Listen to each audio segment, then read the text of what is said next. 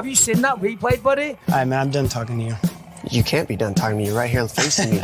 I back. Trust me, I back. Dana! 60 G's, baby! But I'm not impressed by your performance. It's normal. Come on, guys. It's normal. You'll do nothing. You'll do nothing. I'm the man of the hour, Joe. Too sweet to be sour. What you see is what you get, and what you don't is better yet. I'm the women's pick. I'm the men's regret. And if you win against Chael Sonnen, you made a bad bet. I don't have much left to say other than you have seen nothing yet.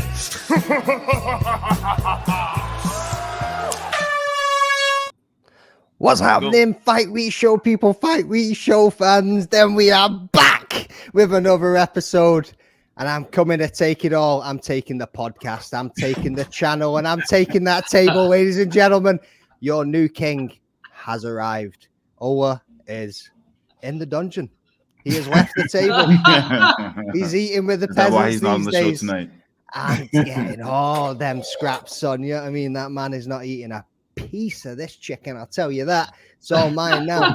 I am the king around here. What's happening, boys? As always, I am joined by Yao. Kick him in the head. What's happening, brother? I am amazing. Thank you so much. Good to see you gentlemen tonight.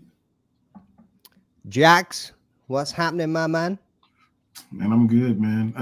Yao, I just noticed I don't see Drickus behind you. What there's a change of scenery? You got him tucked away. Okay. Yeah, he just moved to the other side. He's right there. And last, but not actually, no, least after slagging my cup of tea. You know what I mean? Get it up, yeah. Here he is, S-Dogs MMA. How we doing, Sterling, brother? I take what I'm the least of. I'm the least motherfucker you see gonna drink tea without ice. I don't know what's up with these boys over there across the pond. And sorry, Leroy, I don't know what's up with these boys drinking tea over there. Hot. But over here in Tejas, baby, or Texas, we ain't rocking with that. We're drinking cold iced tea and we're talking MMA with the boys. How y'all doing? Well, you can Tejas yourself out of that door and get to is what you can do, bro. You know what I mean?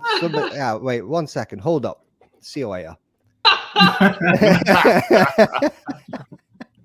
That's how we get it. It's been a busy week, boys. There's been plenty going on. Some mad action over the weekend as well. Give me a minute whilst I take a sip of my proper English tea. None of that Tejas shit. Take yourself to the refrigerator and get some ice. Sorry, Leroy, but there's and also, bro, there's one thing I gotta put out there to the people, man. They need to see it. Oosh! Look at that. You know what I mean? Look at that, folks. I'm gonna need to change the camera angle up here. Oh, number one, man. I'm precious of my 1 point. As Ola likes to say, I'm precious about my 1 point. I'm so happy that came in. All of these three fools back the same underdog. Your man over here. Show me the money. You know what I mean? Money Moicano got it done to get your boy to the top of the table. Ola had an absolute terrible night. He went, three fights before he even got a single pick right. Nobody take betting advice off this man. Nobody. He does all right, to be fair, in the betting slips. I can't deny him that. He is actually all right on those. So, but just had to get that out there. First and foremost, get it up, Yola. Get it up, yeah. And let's check out these comments, who we got going on. It's all the same boys, and there's Leroy at the same time. Got my favorite host on another episode. Yes, my man. I hope you good. Anyway, boys, like I say, plenty of action over the weekend there. We've got a lot to talk about. UFC Paris, PFL Glasgow, got UFC 307 coming up, and much more. So let's jump into it. I'm actually still to catch up on all of UFC Paris. I've seen highlights, I've seen bits and bobs. So let's just cut into three of the biggest ones that I can think of. So obviously, Money Moicano versus Benoit Saint-Denis. Boys, tell me your thoughts. Yeah, let's start with you. Bludgeoned. That's the way I would describe how Saint Denis looked after the second round. He was bludgeoned. Not quite to death, but definitely bludgeoned by Moicano. Like, it's insane. And as much as he had a semi-good second round, he was bludgeoned as if he was beat with a hammer the entire fight. There were comments on Twitter saying, why would they not stop this if why would the doctor stop this if they didn't stop the cut that Aldana had in the fight against I'm forgetting who she was fighting, but the cut that Aldana had. And the reason is you can't see with the cuts that Saint Denis had. He was swollen, hematomas everywhere. Whereas with Aldana, she still had her vision as much as the cut was bad. So, wow, what a fight. Money Moicano on the mic after the fight. Let's go, Macron. Okay, I'm not going to say it because, okay, let's get Leroy, but F Macron, and you heard everything Moicano said. And yeah, he was gold on the mic as always. So, yeah, awesome fight night Paris was, and that was a great fight. Yeah, that man went absolutely sick on the mic at the end, and obviously, as a clip from the watch along that you guys did, with Jackson Ola watching his speech, and then Sterling comes back and he's like, "What y'all looking at?" And he's like, "What's?" And he turns and he looks behind him. He's like, "What's going on here?" And then he's like laughing at himself, and he's like, "What's going on?" He's like, "What y'all looking at?" Well, I was so confused. I came back and the boys were dead silent. Oh and my God. I might have had a little, let's just say, medicine while I was out from the camera. So when I came back in, I was kind of trying to figure out if I was still on Earth or not. And then the boys were just not even looking at me. So I was like, I guess I'm not even here. I'm still in space. Yeah. Oh, amazing, man. Sterling, let's stick with you, bro. What were your thoughts on the fight? Bro, it was amazing, bro. It was an absolute ass whooping by Moicano. And I don't know if y'all saw by now. I'm pretty sure everyone has. Did y'all see the shoulder injury he had going into the fight? Yeah, man. Yeah. Wild. His bone is literally not even attached. It's sticking up. And they zoomed in on it during the fight. It still looks just like that. So the fact he was able to take him down, bro, and throw, I mean, how many elbows did he throw, bro? Nasty, nasty ground and pound too from the top. And that's what I was saying yesterday in my breakdown. That's the difference when you get in a position where you can ground and pound. Don't just fucking hold these guys or just pitter-pat side shots to the head with these guys. Do damage like money, Moicano, and you end up with big dubs. That's it. That's it. Who did you back? Who did everybody back? I backed money. I didn't. I actually went with Benoit Saint-Denis. You hater. Jax, you hater. I did. That was unfortunate. So here's the thing. I've seen fighters come in and, you know, during the fight, they take rounds off. Normally it's not the first round. He took that whole round off. He just decided, you know, I'm going to see what he's going to do. I'm just going to lay here, let him get all his shots in and tire him out. Round two, I'm going to come back. I guess that's what his plan was, because round two, he did. I thought that BSD won round two, but it was far too late after getting 10-8, according to Ola, 10-7 in the first round. So, I mean, Moicano did what Moicano does. He takes you down, you know, beats you up. And BSD didn't have an answer for that in the first round. I'm curious. I'm really curious how the fight would have ended up later on, but it doesn't matter. Moicano did what he came to do. He got paid handsomely for that fight, and now his options are even more open than they were before. So yeah, we'll see what he does going from here. From that, on your thoughts of him taking the round off. So Moicano said that he took the second round off just because of how much damage he'd done to him, and he didn't want to hurt him anymore. He was like, look at him, like I couldn't keep doing that to him. Like I had to take that second round off. But the question I wanted to ask you is, BSD taking that first round off, do you think that was anything in the back of his head after the Poirier fight? Because he came out like a bat out of hell. You know what I mean? A bull in a china shop, as they would say, in that first and second round against Dustin Poirier. And look how that ended for him. Do you reckon that was anything he thought, do you know what? I'm going to sit back in this one. I'm going to take my time, and I'm going to try and save that cardio for a little bit later on?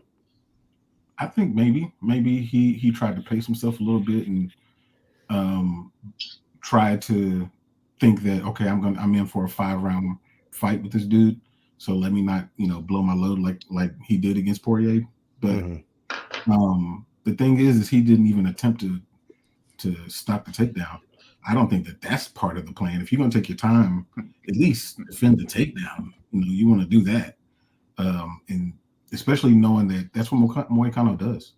So it didn't make a lot of sense that if he was going to take it slow, at least do that part of the game. It wasn't smart, and he paid the price. I don't know if that dude can see now. Mm-hmm. Oh, swollen! His face was a picture and a half, wasn't it? Yeah, I mean, it was absolutely unbelievable, man. So, not the way you expected the fight to go. To be honest with you, even picking Moicano, I'm not going to sit here and lie, boys. I was nervous about it just because of how Benoit Saint-Denis is. You know what I mean? He's an absolute animal himself. And like I say, the way he came out in that Poirier fight, I was like, damn, if he comes out that fast and puts it on Moicano that quick, is he going to be able to survive that after he got dropped by Turner? Yeah, I mean, we've seen him get dropped before in the past too. So how's he going to fight through it and get to it? Like, it was absolutely insane. One of the other things that I had lined up on here was actually after the fight. Obviously, we've seen now that he's not moved up in the rankings. Like, what's all that about? It's a bit mental, isn't it? You know what I mean? But just before we get into that, let's have a little quick roundup of this chat.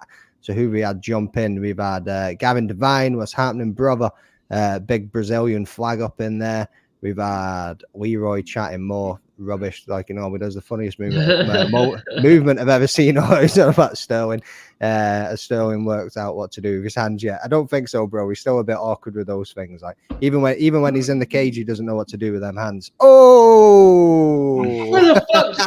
So this dude turns into John. He turns into a John Morgan of Scotland, and now he wants to come back with a different attitude and talking shit. Okay. Dude, I never liked the this first guy. the first thing you said to me was, "Is that you drinking a cup of tea?" It wasn't even, "Yo, bro, what's happening? How was the weekend?" You just went into absolute abuse off the camera. How crazy you look away. to me? Don't no ice in your tea, and it's 10:30 over there. You don't need drinking ice in this. Yeah, I mean, bro, no, it's 10 to 10 mud. in that looks like the mud. evening at night, and it's probably about 5 degrees, bro. When have you ever experienced 5 degrees? Like, Never. exactly. What's the coldest? What's the coldest it gets out in there in Texas or whatever you call it? 69 degrees or 70. No, I'm just playing. It gets down to like sometimes 20, but no, I've never experienced 5 degrees, bro. But even 20, here's what, Celsius? No. Jackson, I don't know about all that. We have to convert. I don't know about all that. But here's what I do know. Here's what I do know. If it was 0 degrees, I would never drink hot tea. I would still drink ice in my tea, and I'd keep the American sugar in it, brother, just to make sure it stays even colder. We'll see about that, bro. Those Englishmen move in weird ways. Yeah, coming from the Bogan over there. All right, mate, calm down. Right, anyway, we've also got Will Harrell saying Paddy don't want any of that. That's a big shout right there. You know that. Yeah. I don't know, Paddy. Well, that'd be an interesting matchup though. But we're going to get into matchups. Let's not talk about that right now.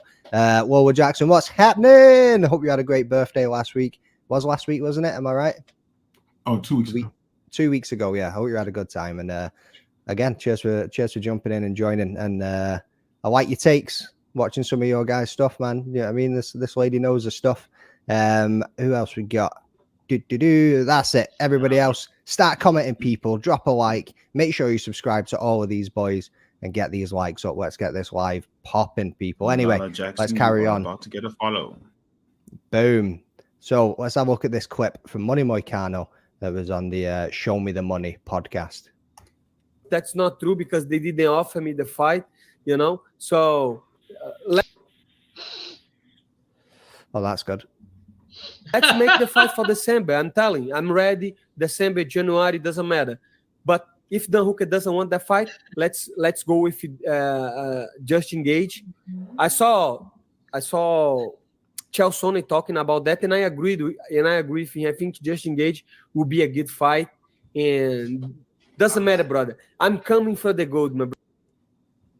Justin Gage. I love how his accent rolls, man. It's absolutely incredible. So, yeah, as I was saying a second ago, never got a rankings, never got a bonus, boys. Do you think he should have deserved a bonus before we get onto those fights? Moicano didn't get the bonus Saturday? Nope. Wow. He complained about that. Bullshit. That's crazy. How did he not? That was literally one of the best fights of the night. Yeah. And bro, and honestly, if he wants an easy fight, if Paddy doesn't want to fight him, I'd like to see Money Moicano versus Dan Hooker. I don't want to get too much into matchups right now, but that's crazy. First of all, that his ranking didn't go up. Go ahead. What were you about to say, y'all? Now I was gonna say, did you hear what he said about Dan Hooker, saying that he doesn't know how Dan Hooker is so high in the rankings? He's like a turtle in a tree. So I did see that. But turtles can get up there, baby. But I just don't understand, bro, the disrespect to Money Moicano. And shout out France for taxing my man. I don't know if y'all heard about that, but France took a lot of money from my boy as well as him not getting the bonus. So no disrespect. Off the cuff, McDane, I wing absolutely everything. Like, you'll learn to know this. I wing everything in life. Like even when I was doing that work at the PFL at the weekend, zero preparation, boys. I just turned up and just winged it. But anyway, that's another thing. Never had enough time to do some bits. But yeah, zero prep, off the cuff. I might actually make that my new name. I'll just get rid of Rambling Dad, just by off the cuff McDane MMA. You did good. So yeah. No bonus. Yao, Jax, what's your thoughts on that? And no ranking. Throw that in there too. Yeah, you can go. I'm allowed to say better. Look, no ranking. It's one of those things. It's a fight. It doesn't always result in a rankings jump, sure. No bonus is tough because he won in a very convincing fashion. If you look at the first round, whether or not we talk about BSD's approach to the fight. So it's tough. It's tough to take, especially if your name is Money Moicano. Of course, if you don't get the bonus, you're going to complain. So that's the other thing. Is he just complaining because he always wants a bonus? I don't know. But yeah, okay, he didn't get it. Fight harder next time. I mean, you see Tori Finesse, who hasn't gotten in. Damn! Fight harder next time. What more does the man need to do? Oh my God! That's BSD he did that against. Let's not forget he did it again. Fight harder next time. You know what I'm saying? All I'm saying, if he didn't get those, you've been sipping that iced tea, brother. That was cold.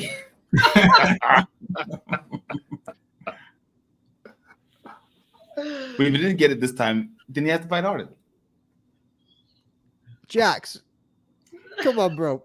Pull us back from that. USA, Jax. Here's the thing. USA. Here's the thing about Moicano. Yes, he beat BSD convincingly. However, Renato Moicano was ranked above BSD, so he should have beat BSD according to the rankings. So that's one. Two, if we look at other people in the division, and I'm pointing directly at Max Holloway, who at the time beat the number 2 ranked person in the division, who is currently ranked number 10 in the division, and he only beat him 6 months ago. So make that part make sense. Renato Moicano, who is he beat that's above him? Name a person. That's fair. So why would he jump up? I can give him if he wants to look at people who have been inactive, but that's a holistic problem. It's not just in the division. If you look at Michael Chandler, he hasn't fought in forever. But Benny he's out and he's coming off of 2 losses, but those 2 losses were against people who were in the top 5. And then if you look at Fazeev, he's hurt as well. So the best I can give him is I would jump him up maybe 2 spots, maybe. Other than that, you stay right where you're at. Yeah. Which is exactly what happened. We got Gamrot coming off the loss as well. Yeah, that's came off the loss, but of course, his loss is to Dan Hooker. And I know we're not talking about matchups, but to me, there's no reason for Dan Hooker and for him to fight Moicano. Like, there's no reason to go back there. True. That's all fair points. Fair points, except from Yao's. Fight harder next time. That was harsh. We'll get onto that in a second. So no rankings because of a stoppage. Lolo says absolutely should have gotten a bonus, but I'm okay with the rankings. Max ranking situation is more outrageous. That's true as well. Is it because DSP was coming off a loss, and in that loss he got showed up pretty bad? He had all this hype and crashed and burned. Yeah, well, I don't know if he crashed and burned. Like, he got absolutely cracked by Dustin Poirier. You know what I mean? But he was dog walking him for those first 2 rounds. Like, it was unbelievable. Did the brass not rate BSD at all? No rankings is wild. Personally, I think it's wild. Like you say, when you've got fighters that are out injured, and then you've also got Michael Chandler sitting on the sidelines for so long, like Fazeev and Benny too. Like, he should have moved up a couple at least. Like this, again, like the rankings, so we've said this before, they do not matter. Like you see people, i.e. like in the flyweight, yeah, I mean, you've seen Usyk jump above everybody to go up and get a title shot. Like the rankings just don't seem to matter. And Dana White comes out and says AI will fix it all anyway. So we'll just wait on that one coming and see what happened. But like Lola said, he fought with a broken shoulder too. Like he went out there and done what he'd done. So no bonus and no rankings, man, is just a little bit wild. Like, do you reckon he got heavily taxed because of his post-fight speech? Do you reckon Macron was like, yo, get that, man. Like, take all that money. Like, honestly, he ain't leaving this place with a penny to his name. Like, I bet you're anything the tax man. I bet he double taxed him. He was like, yeah, that was 2 jobs you done that night. So you're getting double taxed. That's a 1 spot move up for that. Yeah, well, I suppose that could work too. And champ versus number 8 this weekend. So like you were saying there, Dan Hooker. And then we've also got Gaethje, as you were saying. The Paddy fight is there. Paddy's also said that he would be looking to fight him. That they've been calling each other out for a year now. So we'll come back down to you, Sterling, on this one. Out of those 3, or have you got anybody else in mind? Who would you like to see him go up against next? I think it has to be Paddy, bro. The beef, they've had beef for the past 2 years. They've been constantly talking shit to each other. It makes sense literally for both guys. Like Will was saying too earlier. Shout out Will and Eric, by the way. But like Will was saying earlier too, bro. It's a perfect build up for Paddy. He hasn't really fought nobody too crazy yet, but they're starting to give him dogs. Bobby Green's a dog. Tony Ferguson, old dog, still a dog. Who was Paddy's last fight? Was it Bobby Green? Yeah. King. So King. Oh shit, my bad. So King. And but he hasn't fought nobody like in the top 10 or nobody that's just like, damn, this could be a war for him. Moicano's that guy. Moicano's a dog. He's not gonna quit for shit, and he's always gonna put on a show. The build up to it too as well would be amazing. So they could put that as like just the 3rd fight on a fun main card, bro, and we'd all be tuned in for the hype. I think that's the best fight moving forward. Also, I want to say too about BSG when you are talking about his fight during Dustin. Don't forget, bro, he had staff, so he knew he couldn't go to decision. So I think that's why he really came out like that. I think this fight, because if y'all watch this fight before then, he's not a fast starter. He's never been like this guy to just come out in the first 30 seconds and stand and bang. With Dustin, he just kind of was like, fuck, I'm not going 3 rounds with this dude. So let's just see what happens. And so I think he was trying to take that approach to Moicano, and maybe the nerves got to him, bro. Because imagine, bro, that crowd was insane. So maybe the nerves got to him. Maybe he was in that arena. Maybe he got in there and saw "Show me the fucking money" and realized who the fuck who was standing across from him and was like, I don't know about this. And then money. I would say money put them hands on him, but money put them elbows on him. So after that, there's not much he could do. I don't think he needs to fight better, Yao. A little disrespectful, but great fight. But anyways, my bad. Just harder. Just harder. You better finish the dude next time, is what he's saying. Yeah, I mean, so was Eric's? Oh yeah, that's sorry. What was just saying? Fair to Eric's point there, and Leroy says no way Paddy fights Moicano. I think that would be an absolute belter of a fight. I mean, 2 jiu-jitsu specialists. I think, as we've said multiple times about Paddy's opponents, Moicano is going to have the striking advantage in this one. But Paddy seems to just get it done everybody thought that King Green was going to dog walk him too, and what happened there. But these 2 guys at such a high level of jiu-jitsu, will it negate each other, or are we just going to see a grappling match? Are we just going to see some scrambles, some submission attempts, escapes? Yeah, I mean, is it going to be a high-level technical jiu-jitsu tournament competition that we're going to see in there? Like that's one way of looking at it. Jack's like, I'll come to you next, mate. So obviously, like we spoke a minute ago, like that fight, keep that one in mind. Obviously, any of the other ones as well. So we're talking about Moicano, obviously just fighting BSD, which was below him in the rankings. Should he take another man in Paddy that's below him in the rank when he's wanting to go for that title fight? Would it be smart for him to go for Paddy, or should he be looking up at a Dan Hooker, a Justin Gaethje? Which way do you reckon would be better? I think that if his motivation is the belt, and this is something that me and Lala talked about on the podcast earlier this week, if his motivation is the belt, which it seems that's what his motivation is. If I'm him, yes, I'm going to try to get the Hooker or Gaethje fight. I don't think that I think that they're going to fight each other. And at worst case, if I were him, I'd go and try to get Beneil Dariush, see if I can get that wounded animal while he's while he's hurt. I mean, is he not like coming off two losses the way that he lost, 2 knockout losses? Now is probably a good time to get him. But if he wants more eyeballs and he wants to put a stamp on things from a different perspective, the fight that everybody wants to see is the Paddy Pimblett fight. Like, that's the one that everybody really wants. Yeah. So I think that it really just depends on which way he wants to go there. It sounds like he wants to go up in the rankings. So Dariush is probably the best that he's going to actually get. Yeah, 100%. And as Eric says there, grapple versus grappler equals striking, hopefully. And that's what we see majority of the time. Anytime we get 2 grapplers in there, it ends up being on the feet constantly. So it'd be an interesting matchup, to say the least. Rosie, what's happening? Thanks for jumping in. Make sure you're smashing the likes and all the streams, people. Make sure you're following everybody. And if you're watching us on Twitter, which I've got 31 of you guys over there just now, coming over to YouTube, support us over here where it counts. Make sure you're hitting that like button and jump in the comments. Get involved, people.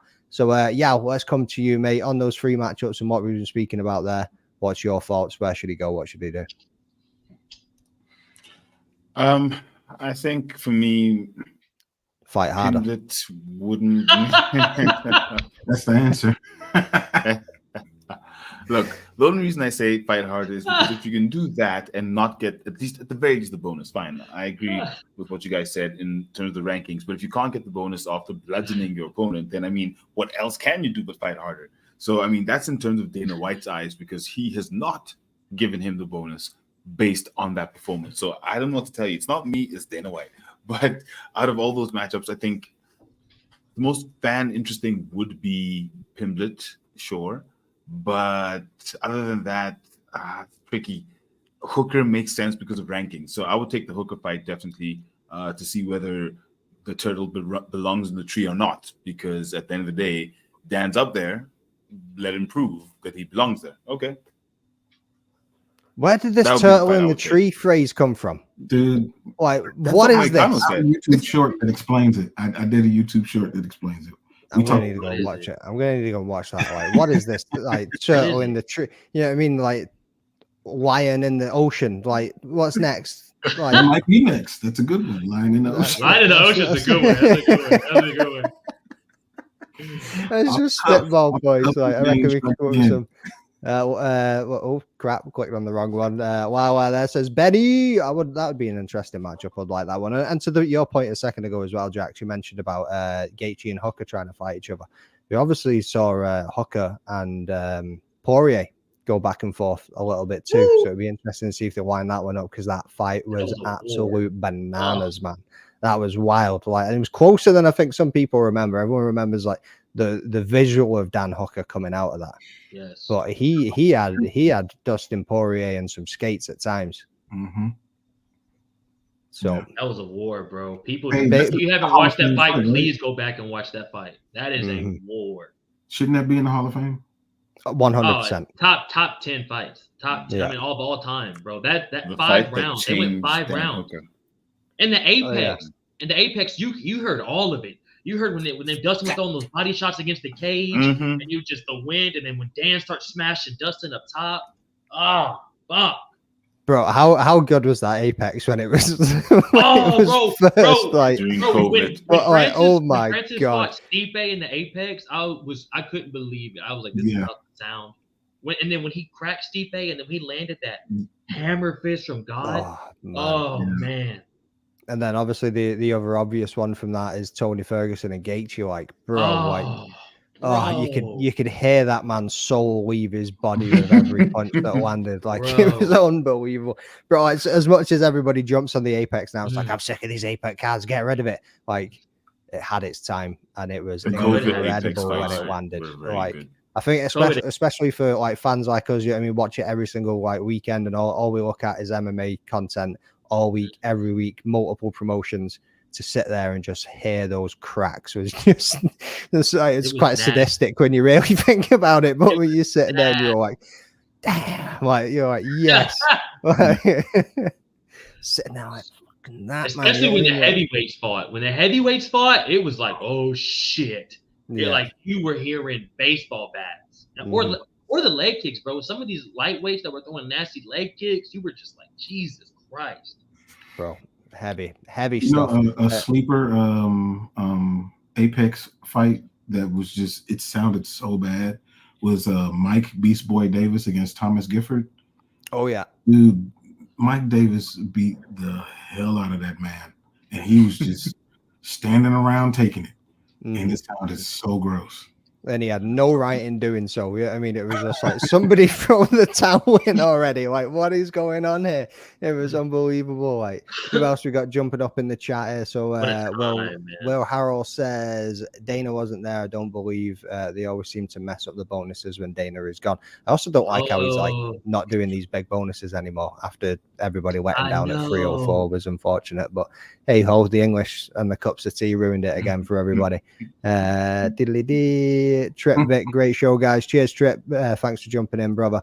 So obviously we had a couple of other bangers on that card. So another one on there was Matt Frivola versus Ziam. Like, bro, nobody likes to say like he's your fan favorite fighter. His content's great. His interaction with the fans is great. His engagement is always positive. Like he's a down to earth guy. He's so well spoken and. You know, I mean, as much as dudes punch each other in the face, a lot of these guys are actually like lovely. Yeah, I mean, like when you sit down and speak to them or whatever, like the phenomenal human beings. Like, but to see him get put out like that, man. When I seen the highlight and I was sitting in the arena on Saturday night, I was like, that's a tough one to take. What's your guys' thoughts on the fight? Obviously, I haven't seen the full thing yet. Yao, you've got something to say, bro. Jump on in. On this one. I'm pro African fighters, and Ziam so you're is back from Frivola, then, Algeria. All the way, because yes, he trains with Kumi Turbo from South Africa. Yeah, sure, cool. White and ginger, African as it gets. The rarest of the Africans. Yeah. But look, I'm a Steamroller fan as well. Unfortunately, he lost by head kick to Saint Denis, obviously in one of his recent losses, which sucked. But to lose like that's a knee worth losing to. That knee came out of nowhere. That was such a sneaky knee that just caught him right on the jaw, and he was out before he was down. It was a spectacular knockout. And if you look at how the fight was going, it was a fairly even fight up until that point. And I could almost say that Ziam was slightly in the ascendancy, but you know, Steamroller will be back and hopefully win the next one. But look, that was a great win, and also the French needed someone to actually carry their flag. Let's be honest. I think sure Charrier had an amazing win, and also Ziam, but then Saint Denis lost brutally, which then let them down. And obviously in the co-main, what's his name lost? Who's in the co-main again? Emma There we go. Yeah. Okay, well, he won. He beat Brendan Allen. So yeah, it was good to see him carry the French flag as well. Jax, what was your thoughts? You look like you were pretty disappointed about it all. Yeah, man. I mean, just a lot of what you said. I mean, I've interacted with Matt quite a bit as well, and just to see somebody that was so personal or personable with you, go in there and just get their whole lives wrecked with that knee was just insane. It was terrible. But that knee was crazy. And the link that dude was putting on him, no diddy, like was insane. Like, I mean, I'm curious where he's gonna go from here, because if he's able to fight that long in the division, and he made Matt look small in there, and like he couldn't even really touch him. So I'm really curious where he goes from here. But for Matt, like we were talking, me and Lala were talking, we were like, does he belong in the lightweight division? Does he need to drop down to featherweight? Because he just seems so small. So I don't know, but it was a sad, however long that lasted, 11 minutes, 7 minutes. It was a sad one. I mean, how tall is Ziam? I don't know. I'd guess 6 foot. Because that knee looked effortless, bro. And it came up to like damn near his chest. Yeah. And it just like nothing, just buttered. Mm-hmm. But then when you look at Frivola against other people, he hasn't looked that small. You know what I mean? I think it probably was like, I don't know, because even in there against Drew Dober, like they were kind of matching physique, build, everything. You know what I mean? Like they were quite similar in that one. So, how were you feeling on the night when you saw that land in there, Sterling? Hella sad because first of all, it was the first pick of my parlay, so sad because of that also. But honestly, 80% of it's sad because it just sucks. Because you brought your family there, your friends are there, your coaches are there. Yeah. Y'all are hyping the bag. This is the last thing you think about happening. And bro, it was bad. Did y'all see the reaction with Ray Longo in the corner? Yeah. So I'm glad you bring that up because I've got this clip here. Leroy, I'm going to say this right now. If this goes up for copyright, brother, I'll play this clip. I'm going to mute it almost instantly. There's just one piece that I want the sound on, and then I'm going to mute it, and hopefully the visual doesn't actually flag for copyright. If it does, just click it and remove it. Like, and I hope it doesn't come up with a copyright strike, but it shouldn't do if I mute it. It should be fine. And if it does, I apologize, but I'm playing it anyway. Boom. Oh wait.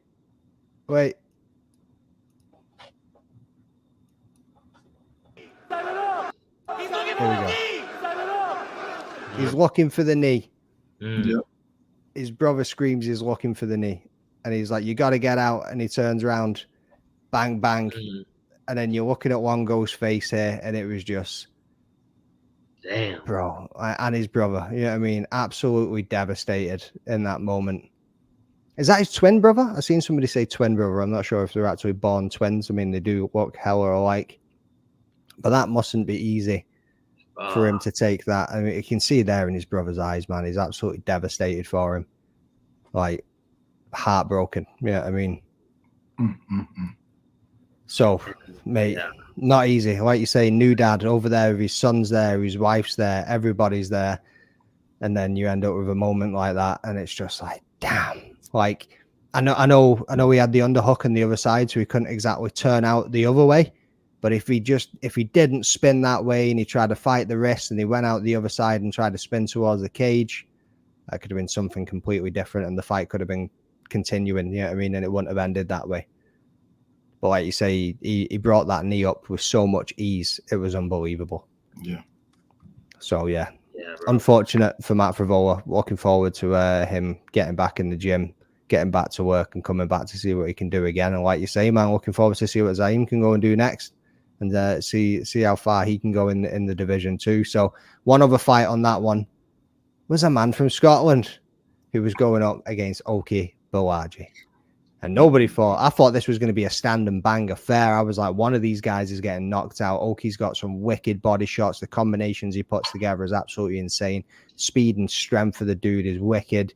Chris Duncan, we know, is a knockout artist. He can bang. But I also know that he grapples with some, like one of my coaches from a few years ago, Stevie Way. He's a brown belt. He is solid. Like this dude does calisthenics and stuff too. See, when he gets a hold you, it's a different kind of strength, bro. You're just like, whoa, like what is going on here with this guy? And he rolls with him. He rolls with Robert Whiteford. He's obviously over there training with ATT. So we should have expected something coming from the ground game too. But I just thought this is going to be a stand and bang affair. And dude, like how first round? How quick was it into the first round? Because again, I haven't watched the full fight. I've just seen the finish. Less than a minute. Really? You talking about the finish? You talking about the finish or like when he dropped? Like because it wasn't looking good for Chris at the beginning, bro. Right. Oki was putting it on him. And he got to the ground, and then Chris, don't be silly, jumped the ghillie, baby. He jumped his guillotine, bro. Nasty guillotine. And what some dudes do is they go back on that thing. He crunched in on that thing. So when he crunched in, Oki was on top. He was on bottom. Oki went to sleep and was probably out for, what do y'all think, like 5 seconds? Yeah. And then Chris probably longer than that. Literally lets go and then goes, he's out. And then the ref even's like, what are you talking about? And picks Oki's head up, and it's just, he's out. Dang. Yeah. It was insane, bro. Because the only bit that I seen was where he had him in the gill, he pulls guard, and then he just literally holds him there. He lands those couple of digs into the side of his head, and then he's just like, yo, like, ref, you want to come and get this dead body off me. Like, it was unbelievable. No, like literally, it's literally how it was, bro. That guy was out. I was so like, yeah, we'll come to you in this. In those kind of moments, do you think the ref needs to have more of like, because I don't know, again, I've not watched it, so I don't know how much he was talking to Oki and telling him to react or lift a hand, you know what I mean, show me a thumb, you're okay. Like, he didn't do nothing. that can be pretty bad for a fighter to be unconscious for that long. And if Chris never let go of him and dropped a couple of digs, how much longer would he have held on to that without him tapping? You know, you said something that made me think of Michael Jackson. Okay, are you okay? Are you okay? Are you okay, boy? But so the thing is, if you watch it closely, he was still fighting the ghillie until Chris Duncan let go. And I think that blood pressure is what put him out instantly. Because sometimes you're still fighting it, you're holding it, you kind of got, and as soon as they let go, that's when you black out. And I think that's what happened with him. So the ref was still watching. He was still moving because you could see he just punched. And then Chris opened up. As soon as he opened up, gone. That's when he died. So there wasn't too much the ref really could have done in that moment. Maybe he could have noticed a little bit sooner when he was out. But I mean, the guy had just punched. You wouldn't think that he'd literally be out half a second later. So I can't really blame the ref on that one because it was one of those situations. But like you said, it was practically a dead body at that point. It was bad. It was bad. It was bad. 100%.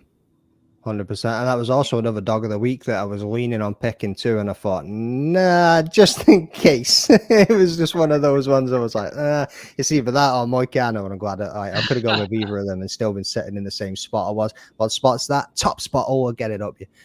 Jax, what's your thoughts on that fight, bro? No, I mean, I thought that the fight holistically was amazing.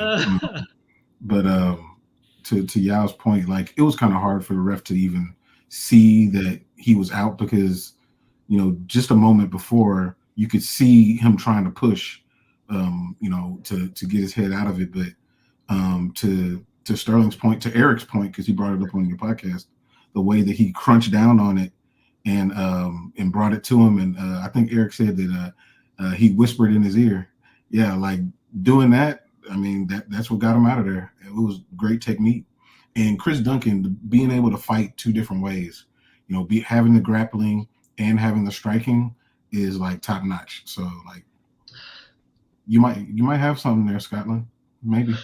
Just a little bit. You know, probably one of the best things to come out of Scotland in a while for the UFC. Obviously, Paul Craig done some bits, but never took us all the way. But it'll be interesting. A lot of people were doubting him after that Torres fight as well, and then he's obviously came back in there and managed to get that quick submission and just kind of walked away like, well, what do you expect? And he was one of the people that got a performance of the night bonus on that one too.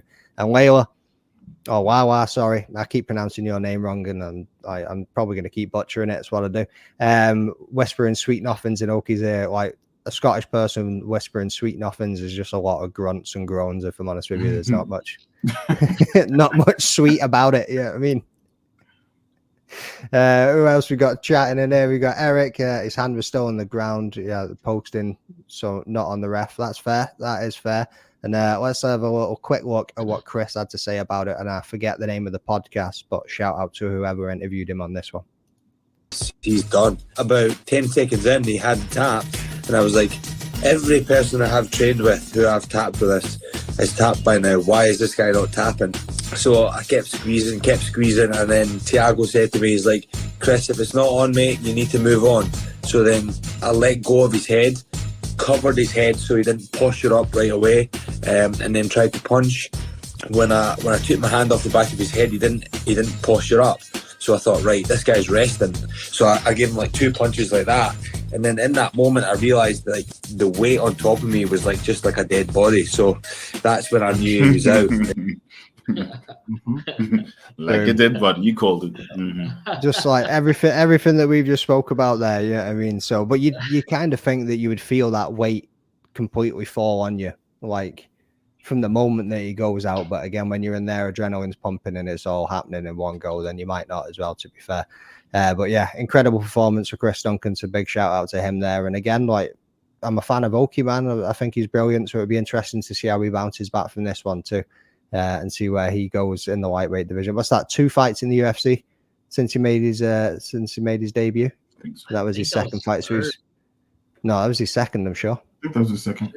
Yeah, so he had his Dana White Contender Series where he had those like that unbelievable like the body shots, the combination, put the guy out. Then who was it he fought in his debut? Timothy Kawamba. Yeah, that was it. And then obviously gone in there against Chris Duncan now. So hopefully they give him a little like not a setup fight, you know what I mean, but something that's like, let's get you back on the path, because obviously he's just in there. You don't want him to run through his 3 fights of his first contract and have 2 losses and say, see you later, let's give the boy a chance. So be interesting to see who they line him up next with. So we'll move on from that one. Obviously, next up this weekend, we have got, and hopefully I've got these slides in the right place. Boom. UFC 307. We're not going to get into this one too much, boys. We're just going to do a quick little look at this. Obviously, we'll have the prediction show and things happening on Friday. So what fights are you looking forward to the most? Jax, let's come to you. Besides the obvious, the main event, I'm really interested in the Jose Aldo against Mario Batista fight to see like where Jose Aldo is. He's coming off of an amazing win over Jonathan Martinez. Like if he beats Mario Batista in impressive fashion, like I can see a potential matchup with somebody like a Henry Cejudo. So like I really want to see where he goes from here. It's a pretty dope story. Nice. 100% as well. Aldo was coming off that way. That was in Brazil as well, wasn't it? Yeah. And everybody was counting him out too. Too old, shouldn't be coming back, and boom, like absolutely just dominated in that fight. It was incredible. So, what else are you looking forward to? Obviously, other than Pennington and Pena.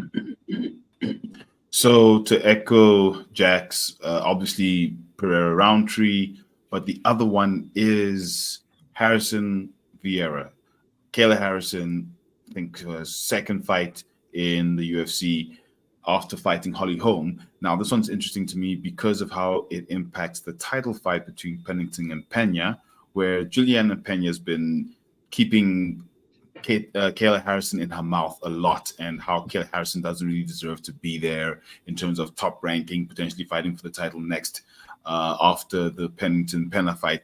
And I just like the stakes and the mini beef that's being built between those two in the bantamweight division, because as we discussed before, there's not too much happening. We needed to somehow galvanize interest in women's MMA and in the bantamweight division, especially after Amanda Nunes left. So for me, those 2 fights and the intersection of those 2 fights in the women's division bantamweight, that's the exciting fight for me.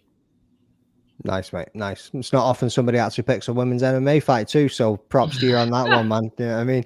Sterling, what are you saying, bro, outside the main event and maybe outside of those 2 fights that those boys just picked, what you're looking forward to?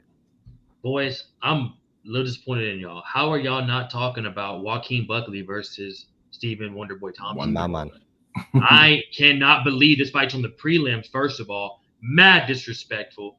But it is what it is, They're getting them back for not taking that Michelle Pereira fight. I get it. Everyone knows what it is. And they're giving him a young, absolute dog in Joaquin Buckley. I was going to say Kevin Holland versus Delite, but, bro, I am so pumped for Joaquin Buckley versus Wonderboy Thompson. This fight's going to be an absolute stand-up banger.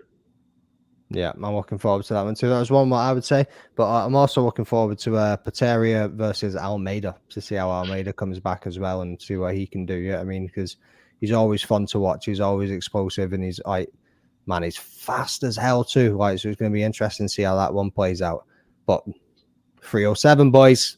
Only a few more sleeps until we get to this bad boy. So let's, like I say, let's not ponder on it too much, because obviously we're going to have the show at the week on Friday, but we've also got the press conference coming up. Shit. How do you think this is? This going to be one of those sleepers of a press conference? Because other than Holland, maybe Harrison. Like, what about Pena versus Pennington? Pena talks a lot of shit. Pena. Yeah, well, I'm with you. I'm with you on that.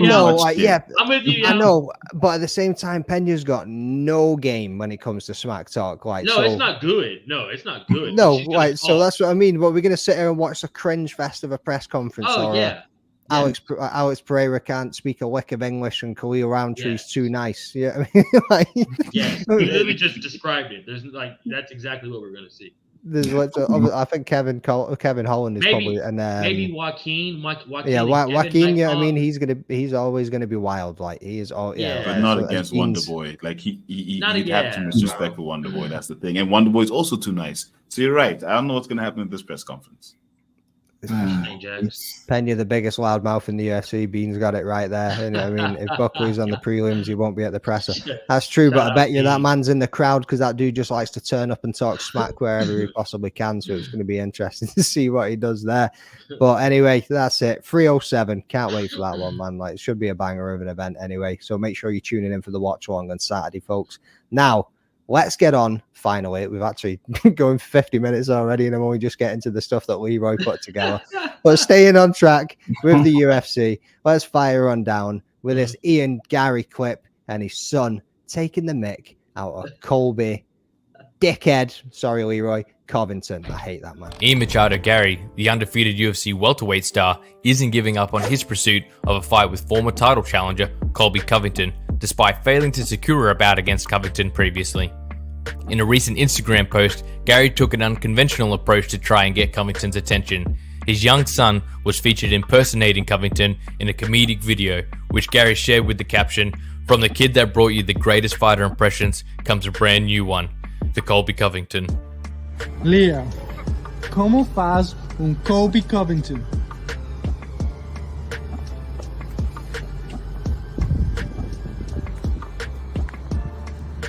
Just running away. The post has yet to prompt a response from Covington, who hasn't competed since his loss to Leon Edwards at UFC 296. Meanwhile, Garry continues to build momentum in the welterweight division with wins over top contenders like Jeff Neal, Neil Magny, and Daniel Rodriguez. Time will tell if Garry's persistence and playful jabs will ultimately result in a highly anticipated showdown with Covington. As if you left out MVP. Like, naming them names and then didn't even drop MVP in there. Like, bro, Leroy, get good, bro. Get better at your job. That was absolutely shocking. But what a clip. Yeah, I mean, that was the first time I've actually seen that, and I think that's hilarious, man. Like, getting your little boy to be like, yo, do a Colby Covington, and he turns and runs off. Was that boy's about 2 years old? Yeah. That is absolutely fantastic. Like, so, boys, what's your thoughts? Jax, I know, like, Sterling, you're the only one here, well, as far as I'm aware, that isn't a dad. So I'm going to go to the dads of the channel first, mate. No offense, but Jax, as a father, like, wholesome vibes from that. You think it's pretty funny or what? I mean, it's funny, you know. It's funny, but and I guess he's trying to repair a little bit of his image. I guess, I don't know, man. But like, the thing is, like, to me, first of all, Colby Covington ain't shit. So Colby Covington ain't shit. The way that he I knew I liked this guy for a reason. Keep going, Jack. The way that he fought Leon, that wasn't shit.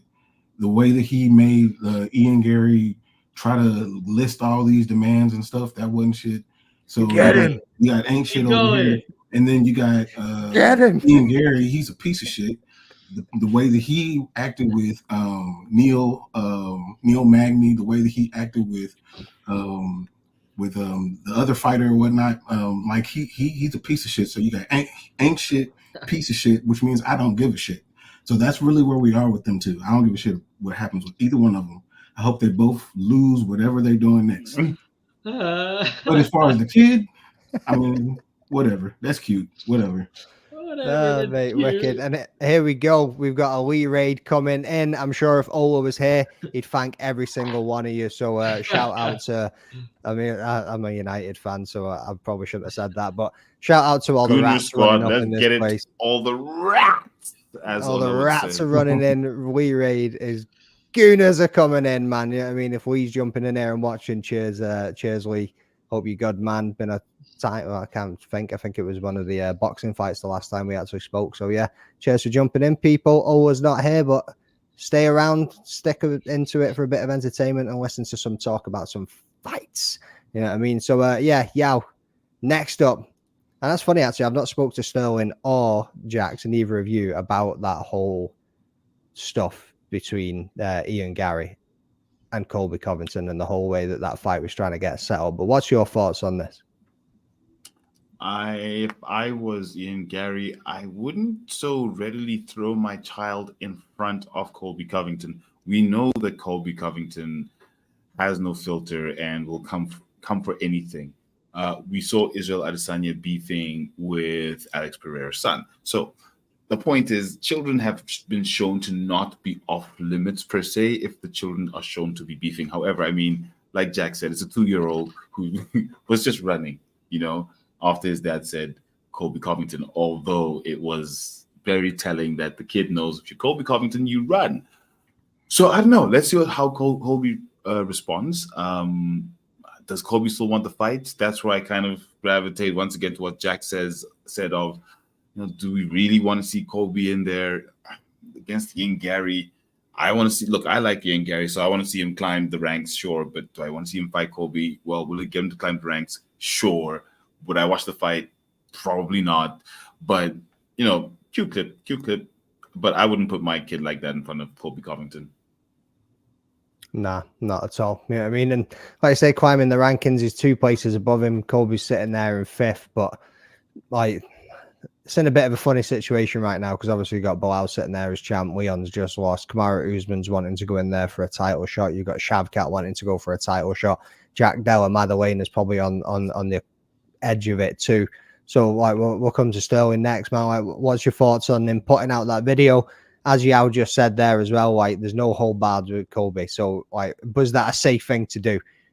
What's the comeback on that going to be? And do you want to see that fight, or do you think we should just see how the welterweight division is playing out first and pick somebody else for Ian Garry? I think it's all cringy as fuck. I think all the shit that they're doing all the time, and they're just little whack wannabe Conor McGregors that are just coming at it from a super different angle than Conor ever did. Or maybe Conor tried it, but it just wasn't this cringy or this just fake. It's fake, bro. It's all just social media. I get it. I'm not hating on the kid video. That's hilarious. Have y'all seen his kid imitating Conor and all them too? Doing all that? I mean, it's funny. I just know that Colby's going to come back with something stupid. He's going to pay some Miami models to get on the boat with them, say some weird, cringy shit. They're not going to fight. Colby's 52 years old. He has 1 or 2 more fights left, bro. He's going to somehow try to find an easier fight. If they do fight, let's be honest right now. If they do fight, the only reason we're going to want to watch it is because we want to see one of them get knocked out, and it's probably going to be a boring-ass fight. So, I don't know, bro. I think it's just so cringy. I'm just so tired of seeing this type of shit. It's annoying. But they're probably not even going to fight, and honestly, I don't even give a fuck if they fight next. So, that's my take on it. Press conference would be wild too. You gotta believe that. Yeah, I mean that stuff would be absolutely insane. Somebody in the chat a second ago asked where's Ola. The man is preoccupied. He's at a wedding at the moment, but I'm sure he appreciates every single one of you jumping in on this Lee raid. So make sure you're smashing the like on the Fight Week show. Make sure if you aren't already, support Ola's channel and make sure you're dropping a sub as well. As if you're feeling generous, jump on over to the Head Kick Pod, Making the Walk, and S-Dogs MMA. And myself, the Ramble with Dad. Drop us all a sub, get us all up, help us all out, give us a little boost, and drop those likes. It'd be much appreciated. But stick around, people. We've still got some more bits and bobs to talk about. So let's round that up now in the UFC a little bit, and let's drop down into PFL. So obviously I was there at the weekend on Saturday covering the event at Glasgow. Unbelievable event. As I said to you, Sterling, just before we jumped on, could not have had any more hospitality from a promotion than what I experienced with them. From literally arriving at the gates, instructions were clear, everything was smooth, they were polite, they were bringing us water, tea, coffees, food, everything. They were just making sure that we were set up. You couldn't buy a better seat from the seats that they gave us in the media section. Like I said before, I was a spitting distance away from the cage, and the fights absolutely delivered. There was plenty of Scottish prospects on there, as well as 2 pioneers of Scottish MMA in Robert Whiteford and Stevie Ray. Obviously, Robert Whiteford was the first Scottish MMA fighter to be in the UFC. He went through a tough 3-round battle. Then we also seen Stevie Ray land another Scottish twister, as he likes to call it, which was absolutely unbelievable. And the man had him in a guillotine. Somehow his opponent got out. Had him in an armbar. Somehow his opponent got out. And then he just drops into that Scottish twister, and you could see it coming too, and there was no escaping that. And literally, if the dude didn't tap, he was just going to snap him in half. So it was pretty insane to see. But the main fight, and obviously I sent that through, and PFL actually put it out on the YouTube. So if anybody hasn't watched Lewis McGrillen versus Dean Garnett outside of the UFC, this is one of the best fights of 2024. Like, you need to go back and watch this. Honestly, fight of the year contender. If they've done an overall trophy across multiple promotions, this is a fight of the year contender, and we have seen some bangers this year. Like, it was like, have you all caught up in it now after I put it in there, or did you watch it live? Like, bro, like I said, I was sitting so close to the edge of that cage, I was screaming in my seat every time one of these guys landed, because they were both dropping each other. Then you had, I think, Dean Garnett walked into the gym when Lewis McGrillen was 6 years old. He had like 16 years experience on this boy. Lewis McGrillen gets called up on short notice, a week out. You know what I mean? A week out from that fight, enters one of the PFL tournaments in the semi-final spot, and goes in there against a veteran with 16 years experience on him, who was big brother, dadding him all week, telling him, come on, son, you know what I mean? Like, it's not your time, but it will be. Let's go and put on a show for the fans. Bro, this absolutely delivered. It was insane. So, Yao, not sure if you watched it live or just caught up on it, bro, but what was your thoughts on that fight? I just caught up on it. It was an absolutely crazy fight. I go with fight of the year as well. It was one of those fights where each shot, you could feel it. You could see these guys were really just going for it. Full tilt. I think for me, my favorite thing was your question to him, Lewis McGrillen, after the fight, and the laugh that he put in. Like that absolutely cracked me up. Completely finished me. And I think it was just worthy of such an amazing fight. And it gives you one of those feelings of someone who can have a great career and coming in, like you said, short notice into the semifinals, now heading into the finals, $100,000 on the line. I think that's absolutely amazing. So yeah, big ups to him. Looking forward to seeing him in the finals. Yeah. Jax. Oh man, that was tight, by the way. So obviously that came shortly after we seen Dean get dropped from a left hand, straight left, cracked him on the chin, put him down, and obviously that vet experience in him, and that's what I think helped him get through those 3 rounds too, was literally the experience in him. I think any younger fighter that Lewis was in there, that left hand was putting him out earlier than what it actually did. And obviously he took him down, he managed to get him down to the ground, he sunk in that, and you saw Lewis McGrillen underneath him, because he actually rolled and ended up in full mount, still holding on to the gilly. Lewis McGrillen was flapping like a fish, boys. Like, he was like, nah, you ain't getting me in this. Like, he was doing anything he could to get out of that. It was unbelievable. And then he managed to escape, and the whole place went absolutely mad. Like, every single shot that landed was crisp as anything. And then did you boys, obviously it was in the second round, early in the second round, in the opening minute, we seen him land a knee that turned out to be an illegal strike. Jax, what was your thought on that? Like, it kind of killed the momentum a little bit of the fight.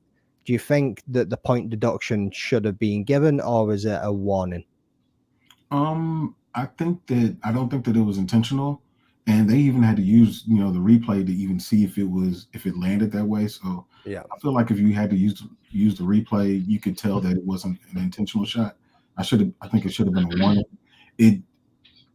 In hindsight, I feel like that stoppage allowed both of them to kind of get a second wind, and make the finish to the fight, even more interesting and explosive. I mean, like, the fact that Garnett got dropped that many times, and every time he got dropped, he popped right back up. It was just crazy how fast he was doing it. What wasn't crazy was the fact that he kept getting caught with that same left hand.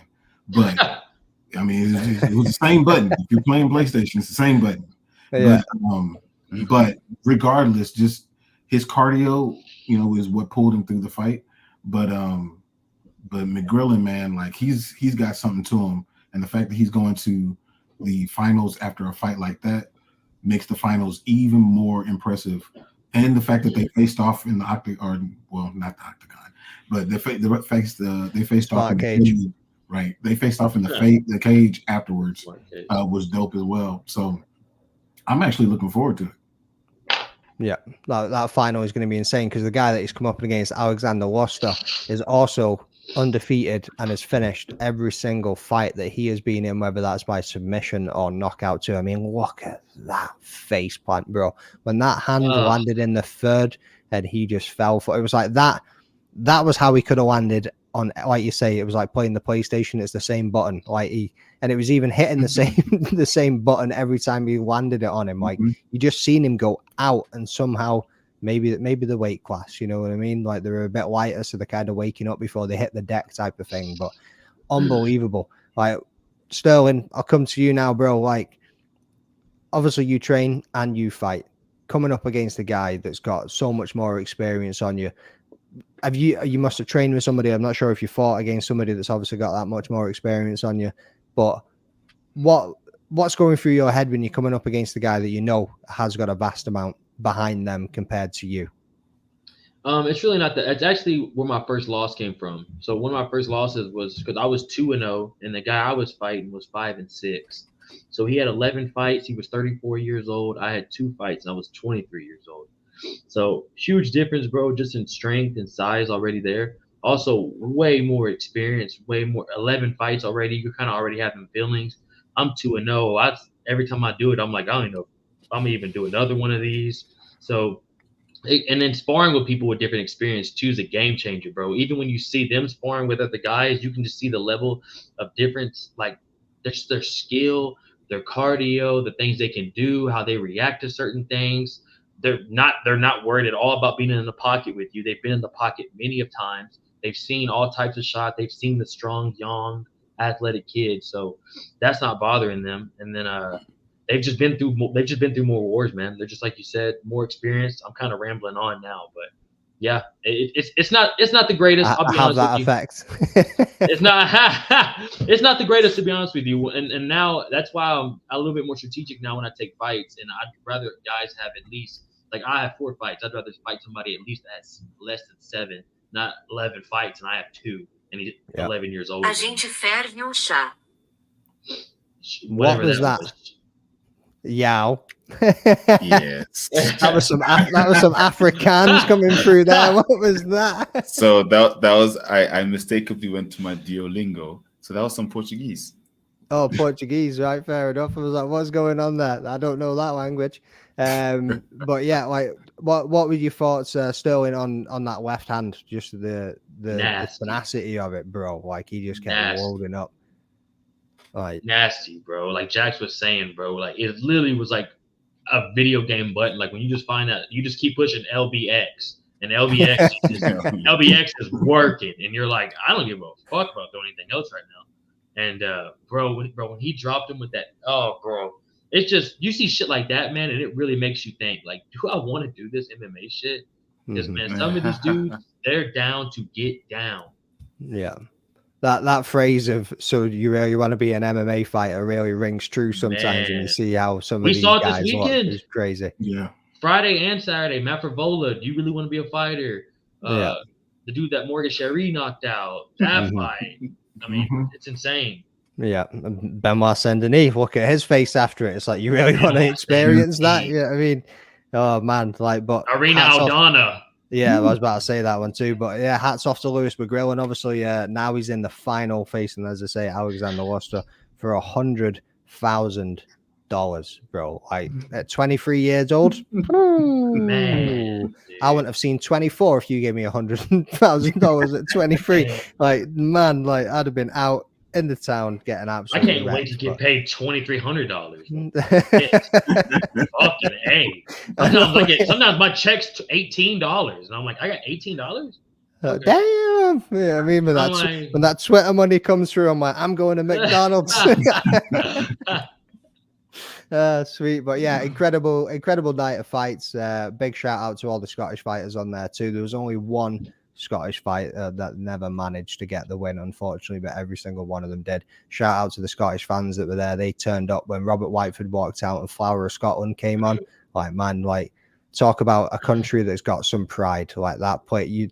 I'm not sure what the capacity is in that place, and I think it was completely sold out. Most of the seats when I was looking around the arena were full. Standing section was pretty packed. Man, you would have thought there was 60,000 people in there. The sound of the Scottish singing that song, especially when they've had a few drinks as well, like when there's a tipple down them, bro. These guys are loud. Like the Scots are different. And like the UFC need to come back to Scotland soon, because that was the first MMA event in Scotland in 7 years. Because I think it was 2017 the last time that the UFC came over. Who was on that card? I was just about to ask that. Who headlined that? I'm trying to think. I just can't even remember. I'm going to need to go and have a look at that one real quick. Let's pull that up. But whilst Paul Craig was going to be there or something. Like, yeah, Paul Craig would definitely have been on it. But I'm trying to think who else was there. Gunnar Nelson. Gunnar Nelson. That's yeah. Shout out Gunnar Nelson. Nelson. These kids and Ponzibio. Yeah, that was an absolute banger, man.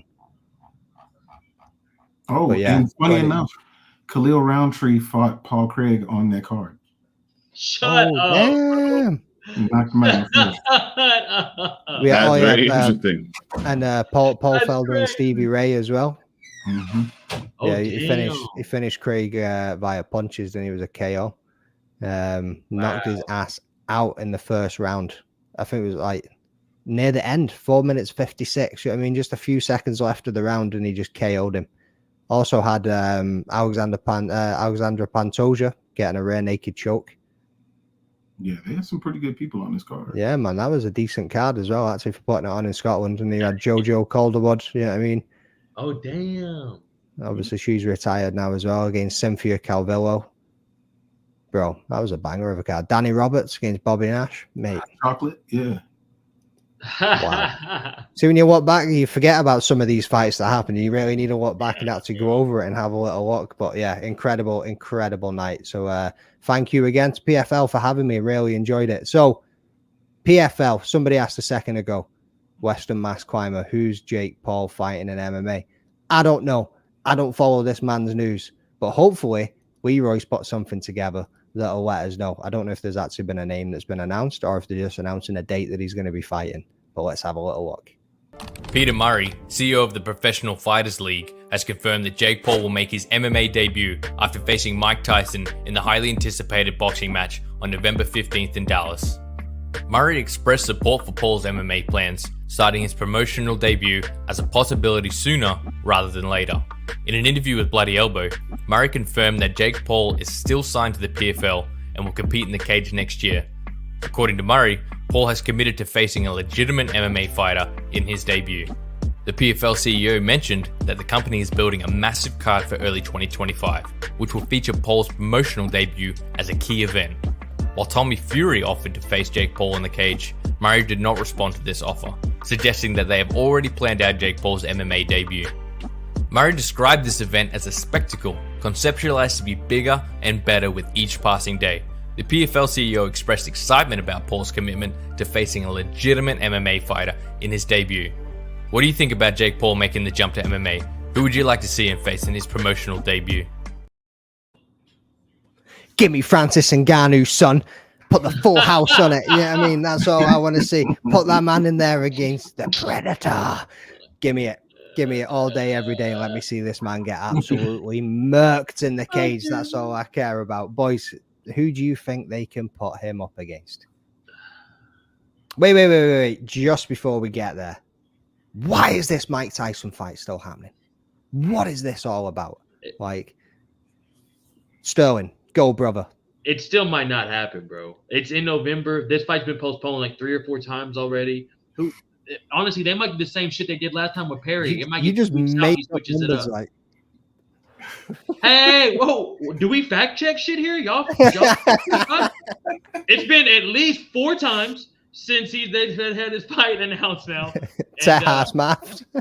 I think they're gonna do the same thing they did last time. We're gonna get to November 1st. He's gonna pull out. He's gonna rematch Ben Askren in MMA or something, and that's what we're gonna get in the PFL. He's gonna fight Tyron Woodley or something, and it's you know, I mean, first of all, I don't even know why we're talking about this, Leroy. What the fuck? Leroy likes to come out with some crappy stories. I'll tell you that. His contribution to the show has gone downhill in recent months. I'm not going to lie. So let's get back to this fucking car crash of a topic. So, Jax, who would you like to see him in there against? Love you, Leroy. Man, I mean, I honestly want to see him against somebody that's going to beat him. I just want him to get beat. If he fought any of those people that you mentioned, Sterling, I think Ben Askren probably, if Ben Askren doesn't get knocked out on his way walking to him, if he grabs a hold of him, he can beat him. If Tyron Woodland, What are you going to say? Ben Askren gets knocked out walking into the cage. I did too.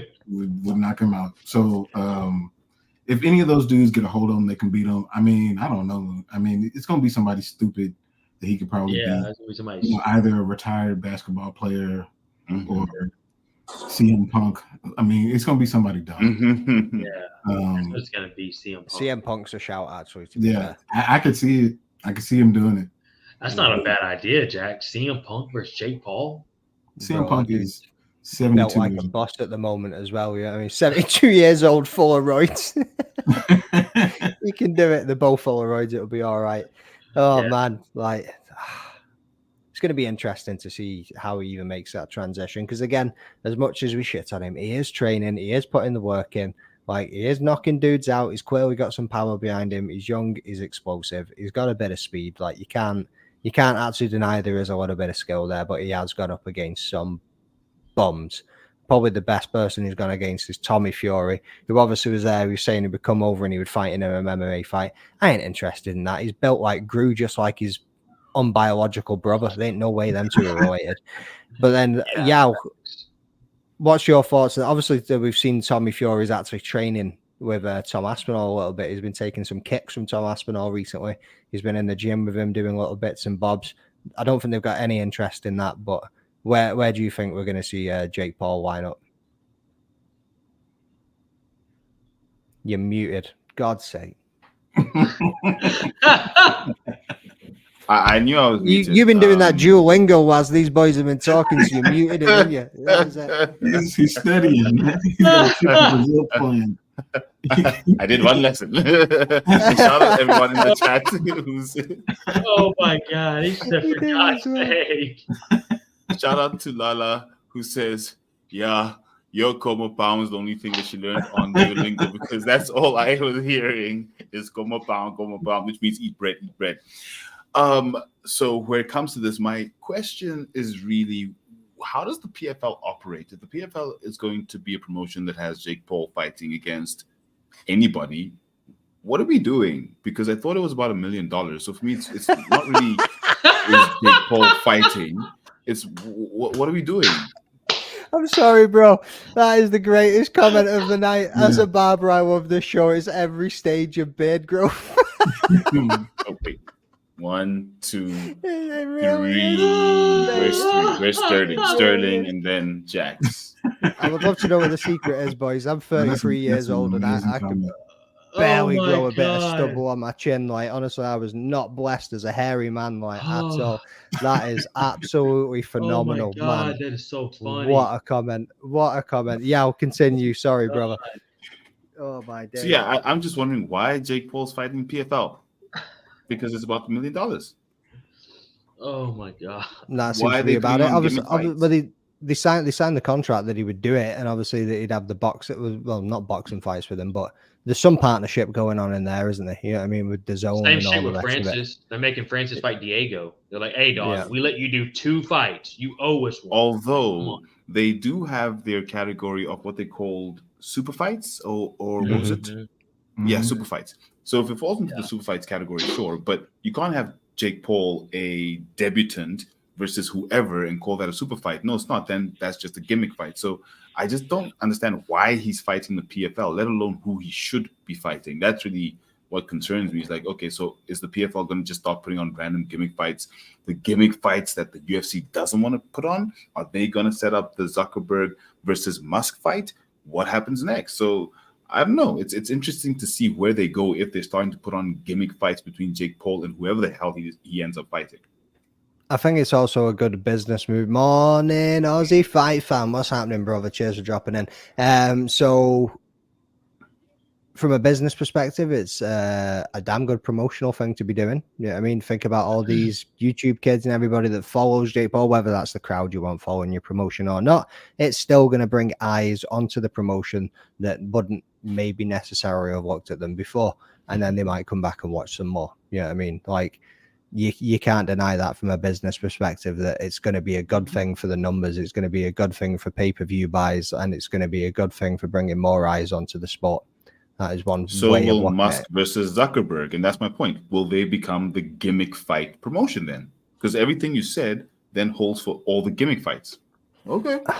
I think Jake Paul that's had some kind of combat sports background at this stage, and Zuckerberg.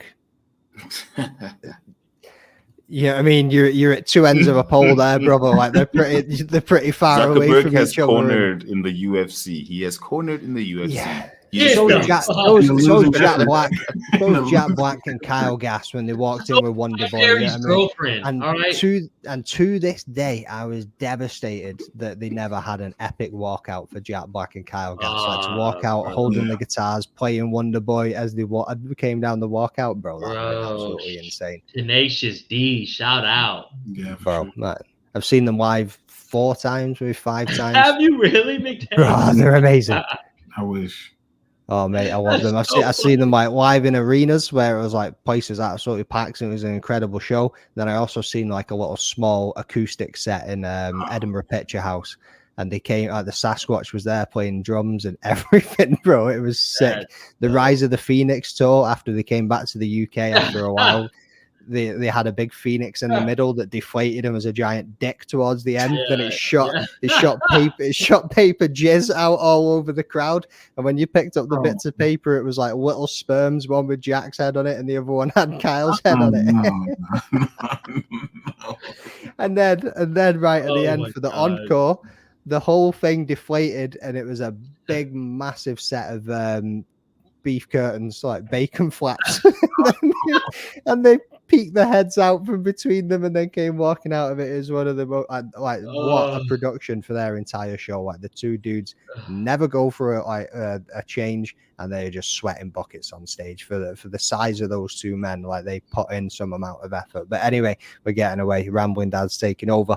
So I think that's us coming towards the end of the show, boys. Is there anything else that's gone on this week that we haven't discussed so far?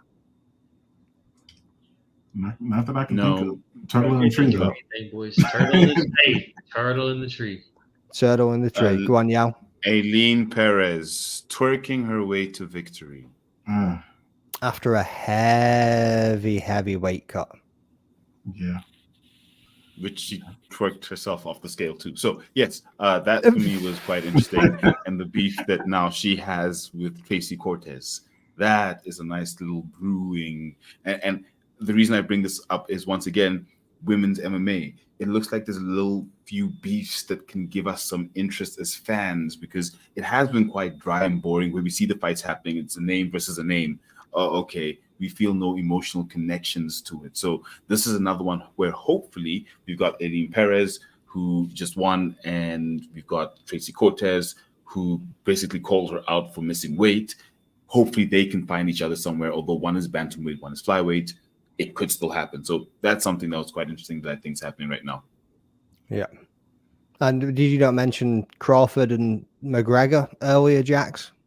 Yeah. So, well, it looked like at the AJ fight, they were sitting right next to each other, that they could be trying to talk into some sort of super fight, that maybe nobody really wants to see. But the negotiation was the fact that they wanted, Connor's side wanted to do a fight, an MMA fight, along with the boxing fight.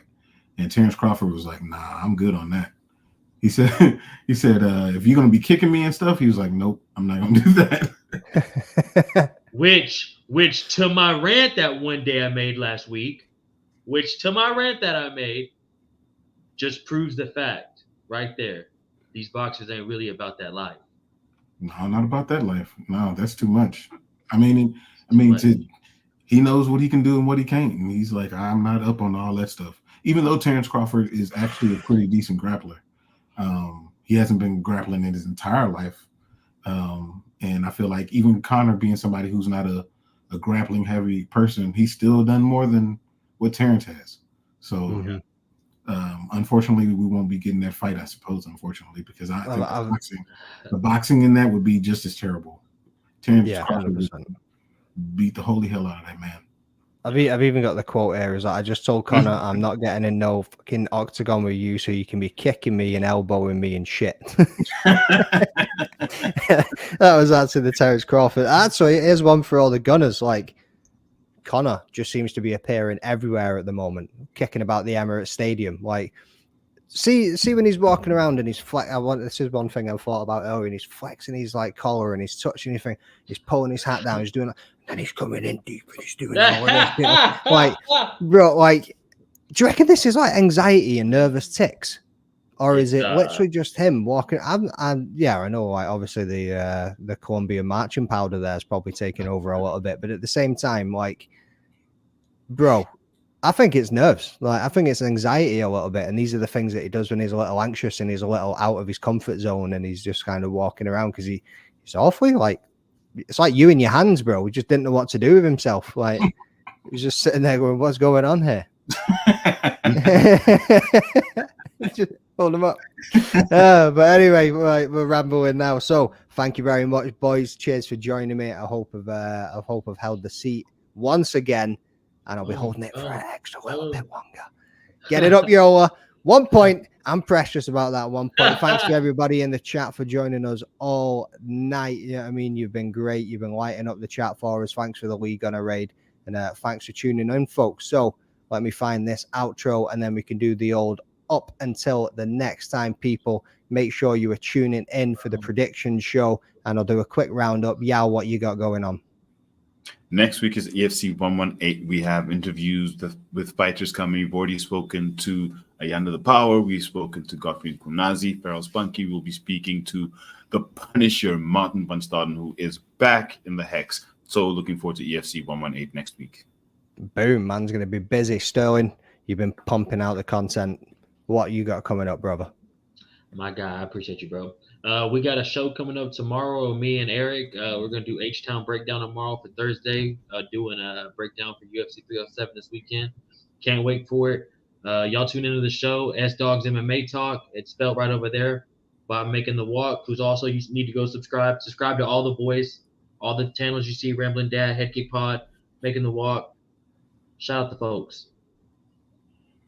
Jax, what you got coming, bro? So we just dropped a episode of the podcast on yesterday. Myself, Lala, the Fight Society. So definitely go check that out. Also, don't forget the YouTube shorts that we're throwing out here. We do talk about the turtle in the tree. So if y'all don't know what the turtle in the tree is, go look at the short. You'll figure it out. I'm gonna go and look at this one, and then I'm gonna make one on the lion in the ocean, and then we can just Although where you say lion in the ocean, my team is the Lions, and we lost rugby and we lost to the Sharks 2 weeks ago. So it literally was unfortunately the lion in the ocean. So that one is not unfamiliar to me, tragically. Ooh. I'll tag you in it, bro. No hard feelings. Anyway. Cheers, people. Oh wait, what's people say? Bottom of the guy's voice needs turned up. Oh, not at all, mate. He's sound right. Up until the next one, folks. Peace. Hey guys, this is John Anik from the UFC. You're watching the Fight Week Show. Please subscribe. Not now, but right now. Subscribe to the Fight Week Show. We'll see you guys on the road soon.